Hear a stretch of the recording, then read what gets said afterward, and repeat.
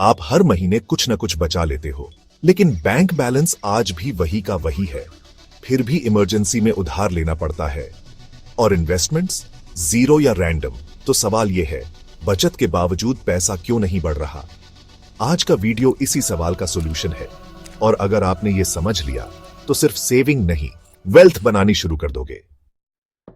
हम में से ज्यादातर लोग बचत को क्या समझते हैं? जो सैलरी से बचा वही बचत, मतलब रेंट, बिल्स, ईएमआई, एक्सपेंसेस निकालकर जो थोड़ा सा बचा वही बैंक में डाल दिया। बट ये असली सेविंग नहीं है, ये है एक्सीडेंटल लेफ्ट ओवर मनी। और इसी माइंडसेट की वजह से लाखों इंडियन सालों तक बचत करते हैं बिना एक्चुअल प्रोग्रेस के।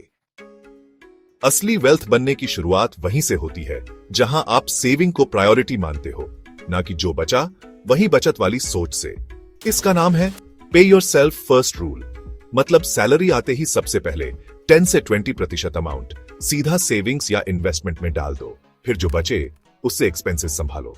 ये माइंडसेट शिफ्ट सिंपल है, लेकिन रिजल्ट में गेम चेंजर है। मान लो आपकी सैलरी है 50,000 रुपए, तो हर महीने 10,000 रुपए शुरू में ही अलग रखो।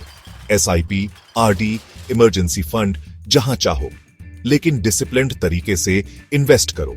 अब बचे 40,000 में रहना सीखो। शुरुआत में मुश्किल लगेगा, लेकिन यही हैबिट लॉन्ग टर्म में आपको डेट फ्री और फाइनेंशियली इंडिपेंडेंट बनाएगी। इनकम बढ़ी और साथ में बढ़ गया खर्चा। फोन नया, ईएमआई नया, वीकेंड लग्जरी भी नया। Welcome to the lifestyle creep trap. हर बार सैलरी बढ़ते ही सेविंग नहीं बढ़ती, स्पेंडिंग बढ़ता है। और यही रीजन है कि आप ब्रोक ही महसूस करते हो, भले ही सैलरी डबल हो चुकी हो। स्टेप 1, इनकम आते ही 20% अलग कर दो।